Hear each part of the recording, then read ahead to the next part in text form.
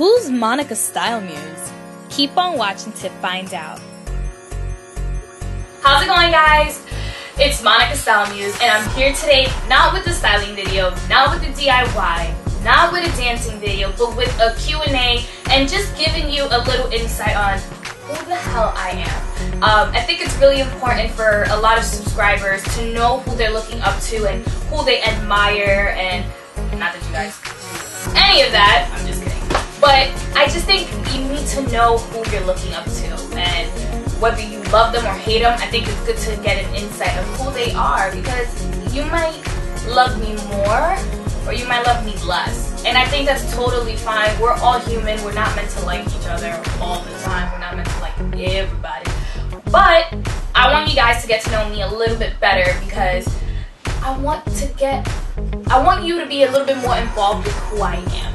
Not just this and this and this and this, you know, and this. I just want you to be like, yo, she has a great spirit, you know. She's more than just a...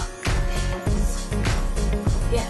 A lot of you ask me the questions that I answer so many times, whether it's on my Instagram, my Facebook, YouTube. I'm from Brooklyn, New York. Any of my subscribers are from Bushwick, like this video, because I think it's super important that there should be a Brooklyn girl who should like blow up, because no one's repping our little town right now. Like, there's so many beautiful talents in Brooklyn, and I feel like when people hear, "Ooh, she's from Brooklyn," they think hood, ratchet. Brooklyn is the place to be, and I love where I'm from. I was raised in a Dominican household, and a lot of times when I was younger, I was going through an identity crisis, because I was always made fun of, because they were like, "You're too dark skinned for a Dominican girl," and I was like, but I don't get it. Like, are Dominicans light skinned? Because I have family that goes from, you know, really, really white to really dark, and I just didn't understand why we were so dark. And growing up, people making fun of my complexion, and it was one of those things that if you said something till this day, I would get pissed off. Like, I don't like people who make fun of things you can't change. You know, I think you should embrace a lot of the things that you can't change. You know, if you have a mole, rep that mole. You know, if you have you know, any type of pigmentation that you can't change, live it up. Like, I think that's beautiful to see people who say, "Oh my God, I have beautiful big eyes, I have a huge forehead, I have big lips, I have a big nose, I have big hips, I have a big ass, I have big boobs." Like, I think you should embrace it, because someone else thinks that that quality you have is beautiful. And screw what someone else thinks about you. You should be able to be like, "I'm the baddest in the world. I was made like this for a reason," and own it. A question that's been asked a lot is this your real hair? No. Do I wish it was? It don't matter, because I probably would have got more hair if I had this hair. Well, this is pretty proper hair. I'll be sure to add all her information down below. I was like, you know what, let's change it. Let's do a nice little wave, and I love it. But I'll be sure to put her link down below. She's a sweetheart. Her name is Brandy. Check her out. How do you become a stylist? That question to me is bizarre. I don't know how to become a stylist, because I'm still trying to figure out how to become a stylist. I started MonicaStyleMuse in November. This thing, this brand, this pitch was started in November, and to know that it's what now, July, I think I can sit back and say I am a stylist, because I've almost worked a year towards this career, towards this idea of teaming up with my brother. Our picture got published in Vogue Italia on their website. I was so shocked, because sometimes what you think is amazing, they hate, and sometimes what you think sucks, they love.